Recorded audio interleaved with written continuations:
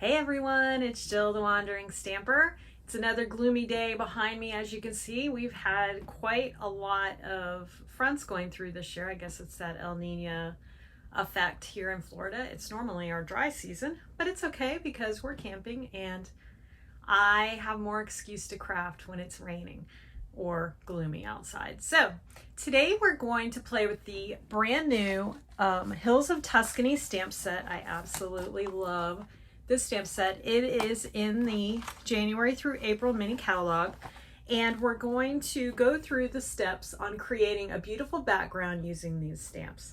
I love the movie Under the Tuscan Sun. It's one of my favorite movies. So when I saw this stamp set, I needed to buy it because it just reminds me of that movie and it just has all the good feels. And who doesn't love Diane Keaton, right?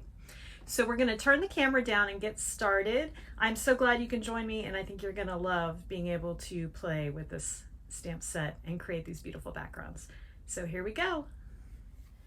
So this is the card we're going to create. I am going to change up a little bit of the colors, but I wanted to kind of give you an idea of what we're working on. And this is just a simple fold, your basic card base, but we're going to do a little bit of coloring with our blender, our blending brushes, and we're going to use some inks and just create the prettiest scene. This is the Hills of Tuscany photopolymer stamp set, and it is in the current mini catalog. It's so pretty. It's got everything that you need to create some beautiful backgrounds. It's got sky, it's got mountains, sun. You can build a little Tuscan house, and it's got some great greetings. So this, you can create sunsets and sunrises and all kinds of backgrounds. So you can find this stamp set on page 20 of the current mini catalog. And what I love about these catalogs as well is that you get other ideas on layouts for these cards. So as a customer of mine, I always make sure my customers have these catalogs so that they have those ideas as well. And then we're using some background paper that also comes from the mini catalog. This is the Poetic Expressions background paper. It's super pretty.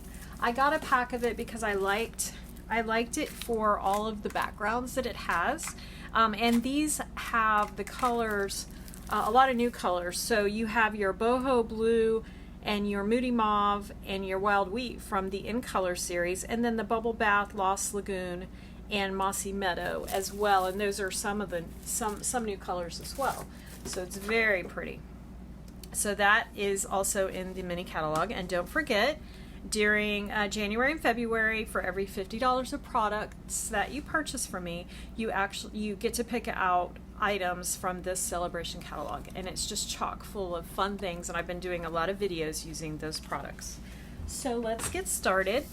You're going to want to have your heat embossing tool, some clear embossing powder if you wish, and a Versamark pad, and then also everything you need ink wise. So we are going to use the copper clay paper, which pairs really nicely with wild wheat, which I've already cut a piece of this designer series paper, and it is the wild wheat, so that is it cut out. And I got this die from the Garden Meadows set. It has, if you purchase the bundle, it has the coordinating little, I don't know, garden gate or trellis. This is a really cool set because it's got gates, it's got lots of greenery and gardening tools that go along with the stamp set. But we just pulled that die to cut the archway for this opening, and I love it because you can use this for another project. And then I cut a piece of white paper to go underneath. So these measurements, so you have them, it's your basic card base of 5.5 by 8.5, scored at 4 1/4. And then I cut the designer series paper at 5 1/4 by 4, and then I die cut the middle out. And then I created the piece that goes underneath that, and that is 5 by 3 3/4, and I just made it so it's just smaller than the designer series paper. And then the inside layer is a piece of wild wheat, and it's 4 by 5 1/4. So that all layers nicely. So as I said, it's just a basic card fold. And then you're going to want a little scrap for the tag on the front and some embellishments. So that's everything we're using. So let's get started. So as you know, I've already cut everything. So I just wanted to go through how to create this background. I did see a video that someone did and I loved what they did. So I'm using some of their techniques and then some of my own. So I want to emboss the house with clear embossing powder because I want it to kind of be shiny and stand out. And I love how someone did this in their video, so I'm going to do that. Now they did it a little differently. They actually stamped the ink onto their image and then stamped they stamped it on the ink and then they stamped it on the Versamark and then they stamped it on the paper. I get a little worried about muddying up my Versamark, so I'm going to do mine a little different. I am going to stamp my colors and then stamp my Versamark. So I'm going to do the body of the house in wild wheat. Now because these are pretty new stamp pads, they're very, very juicy. I've been a little frustrated with that. Sometimes it comes out a little darker than I want, but that's okay. But with these photopolymer stamps, I like to put a little cushion underneath. I just feel like it helps give them a little bit better image. This is a very juicy ink pad, so sometimes it comes out a little darker than I want, so I kind of rub it off. I could probably stamp off. Oh, let me give you one little other tip. If you take your mat, it almost acts like a mask, but if you take your paper, this is something I like to do just so I know where everything's going to fall. It's optional, but it helps me. I take my pencil and just make a little mark on all four corners, all four sides, so that I know exactly where my images are going to fall. It helps me to know where I want to stamp my house first off. Once you have the house on there, you kind of know where everything else is going to go. But see, I have such a juicy pad that I struggle with. You know, it's a problem, but for me, but it's also a good thing. Stampin' Up! Does such a good job of juicing up their pads. So here we go. I'm going to stamp this down in wild wheat. As you can see, it was pretty juicy, but that's okay. It has a rustic look, and if you're not happy with it, you just flip it over. So I'm going to clean this off, get this out of the way. The good thing about this, and if your ink pad's really juicy, you could probably just stamp off first, but I'm not going to worry about that. It's fine. All right, so now I'm going to do the roof, and I'm going to do the roof in copper clay to keep that rustic look going and to keep all of my colors coordinated. So this is the little roof piece, and I'm going to try. I keep forgetting to turn my light on lately. Gonna have to stand up to do this so I don't get in your way. And you're just gonna stamp that piece like that. All right, get that out of the way. Now what I'm gonna do is I'm gonna go back over it with the Versamark, but before I do that, I'm gonna get a black Stampin' Right marker and I'm gonna color in the windows because I want them to be dark. I like that look. They look good not colored in as well, but I think they look kind of cool dark. So I'm just taking that pen and coloring these in really quick.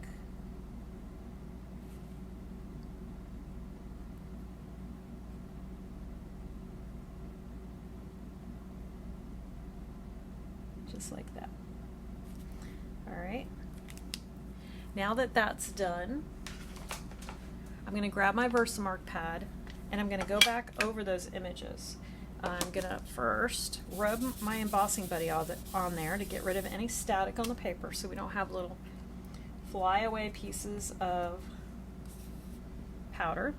And I'm just going to stamp over my house. Clean that. Whoop, throwing things around, Jill. And I'm going to grab my roof and I'm going to do the same thing with Versamark. Okay. And I have all of my pieces I'm using on a large block, kind of off screen. For me, it's easier than trying to pick them off of the sheet, so I usually lay out what I'm going to use ahead of time. It's just easier for me.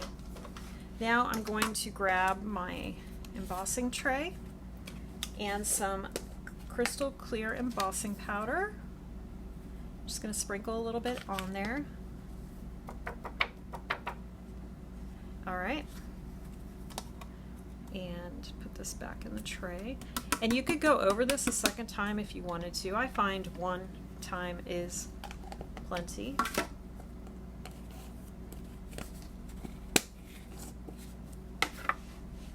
And then I'm going to grab my embossing tool, my heat gun, and I'm going to heat this up until it gets nice and shiny.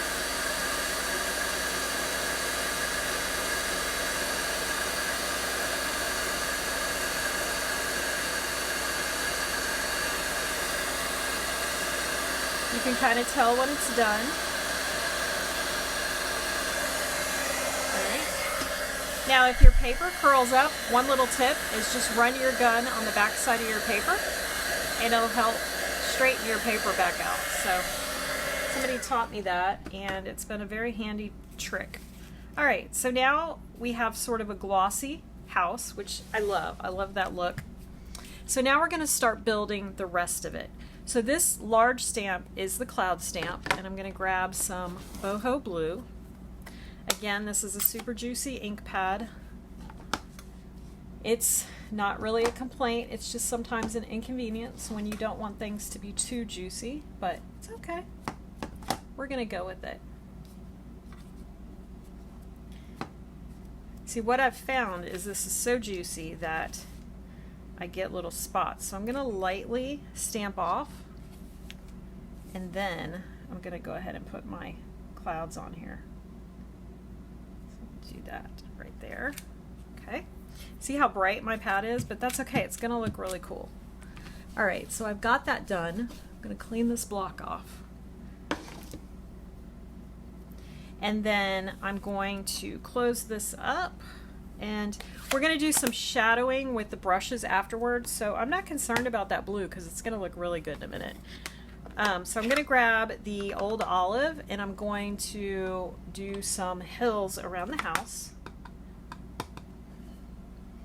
And the nice thing is the Versamark, the clear embossing powder will not pick up any of this ink, so you can go right over the house. It does not matter.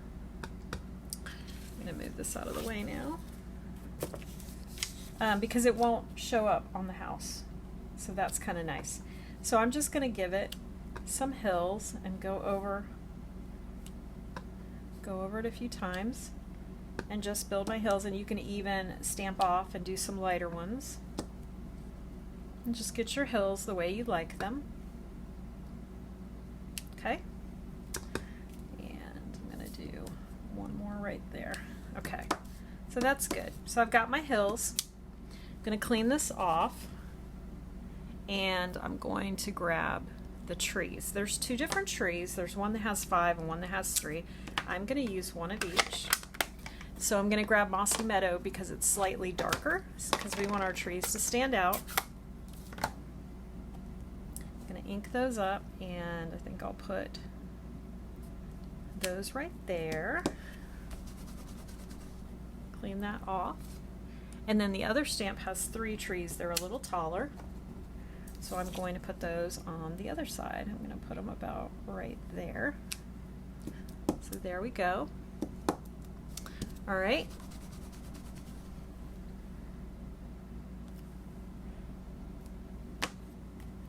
Now, I have seen people do this a few different ways. A lot of people will take the stamp pads and drag them across the bottom of the paper to create this bottom. I found, for me personally, I don't really like to do it that way. It doesn't work very well for me. I don't know if it's the shape of my pad, it is older or what, but I just grab a blending brush, and this is crumb cake.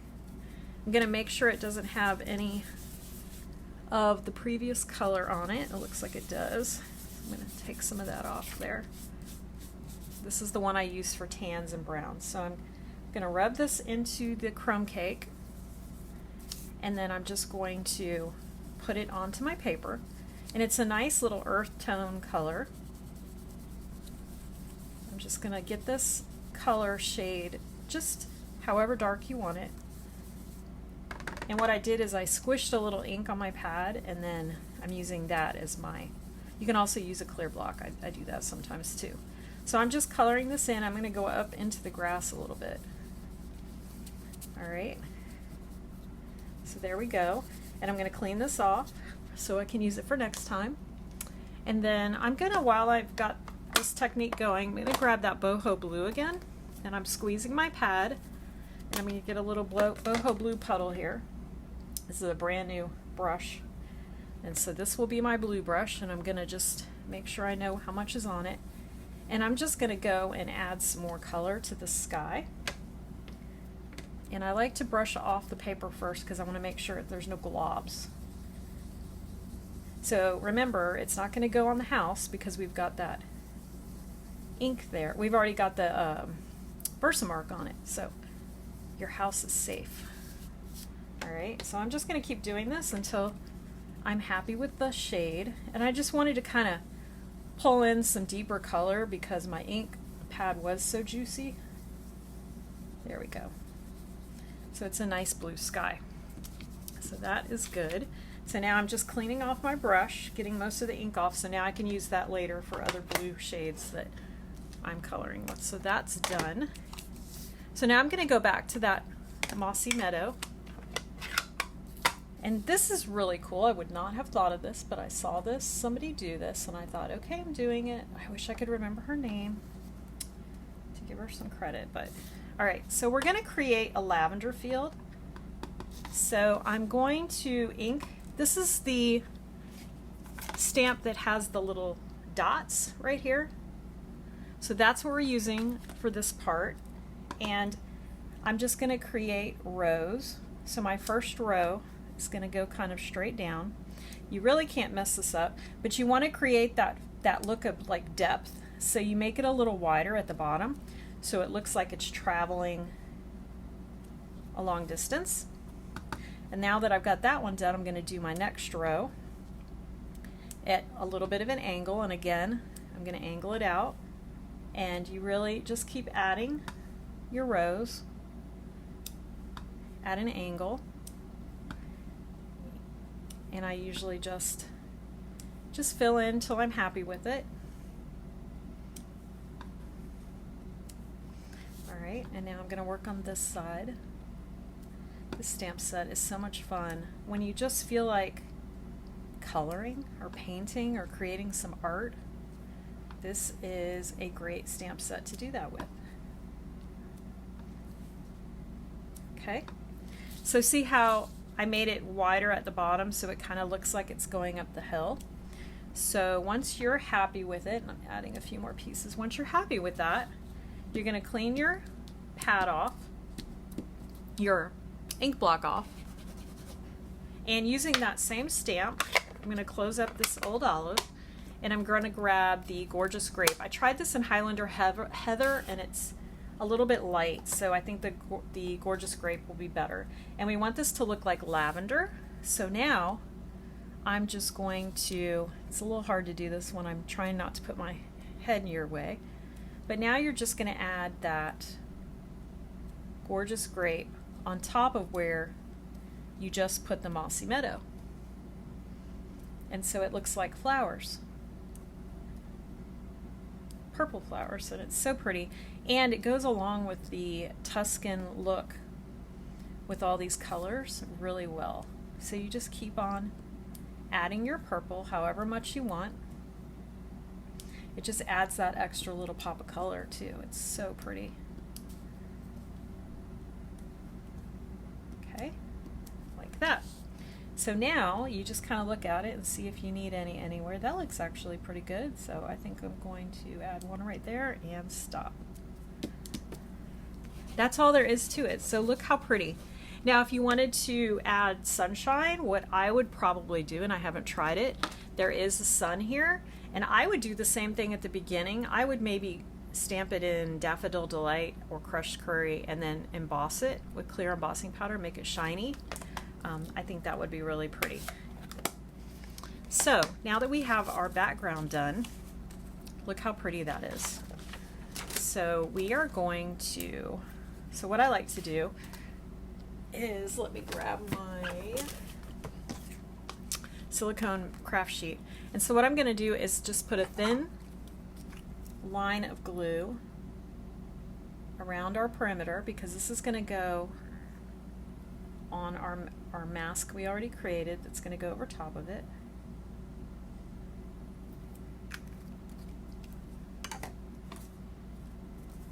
And flip it upside down, and then I know I just created a narrow border around it, so I know I'll be fine doing this. I'm just going to put it down, and then I'll flip it around and make sure it's all straight. That looks good. So I'm just going to hold it for a second. Remember, it is a little curly because you embossed it with the heat gun. So if you have a problem with it, if it's still curling up a bit, you can take your heat gun, run your heat gun over it a little bit more, and it'll get rid of any ridges, straighten it out. So now our paper's actually nice and straight. So that helps straighten your paper out if you find your paper is a little wonky. All right, so now that we've got that on, you can add either liquid glue, or I'm going to use Stamp and Seal Plus because I have some right here. And you're just going to add some adhesive. And because you're curled up a little bit, you want to make sure you get a good coverage because you don't want your paper curling. I like the Stamp and Seal because I want it to get kind of close to the edges, and so I can feel those tabs, and if any of them got past where they're supposed to go, I could just fold those back. So I do like the Stamp and Seal for that. All right, so now we are just going to pop this down.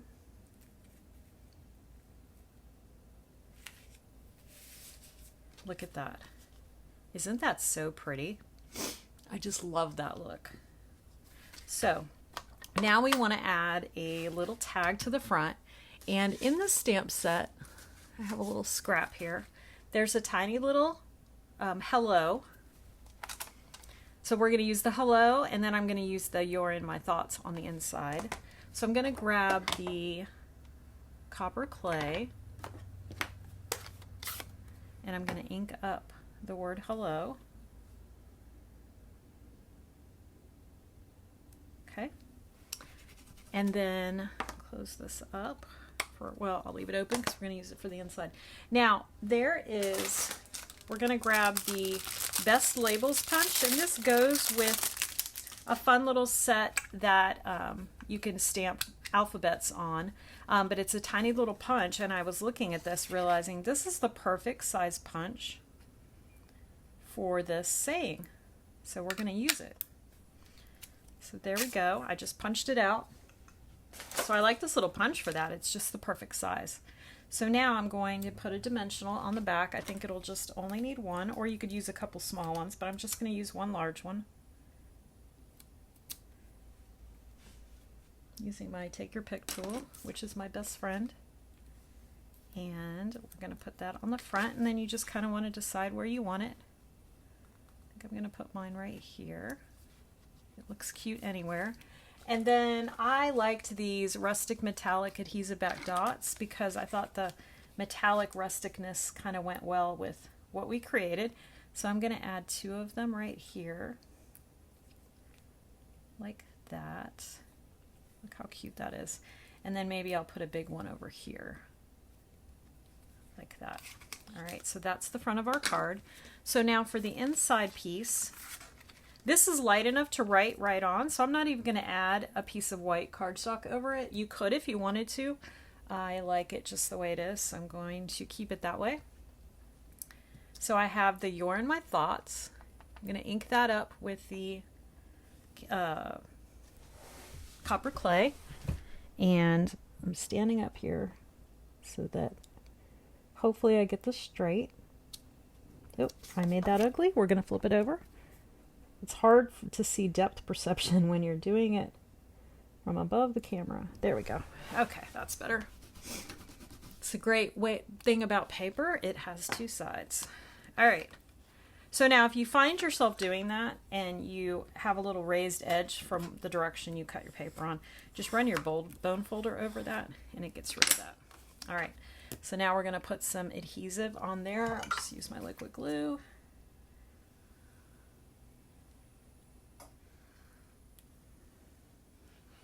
I bet, and I've only made 2 or 3 of these, but I bet the more you practice, the more I practice, the better I would do at this, as for anybody. And I think these would be so pretty with sunsets or sunsets or sunrises. You could use pieces from other stamp sets, birds, whatever. I just think that this is such a pretty background kind of scene. So there's the inside. Now, if you wanted to, you could add, I have a card that I did earlier. I don't know where I put it. Here it is. Here's one I did earlier, and I put a piece of white in there and then stamped some of the hills and the trees in there to make it a note card. So that's another idea that you can do. So there's our card. It was not very hard to make. It's just practice. So you can use any kinds of background papers. Here's one I did earlier, and I used the the wild wheat here. I just felt like it was a little too yellow, so I think the crumb cake worked better for this card. Did the inside the same.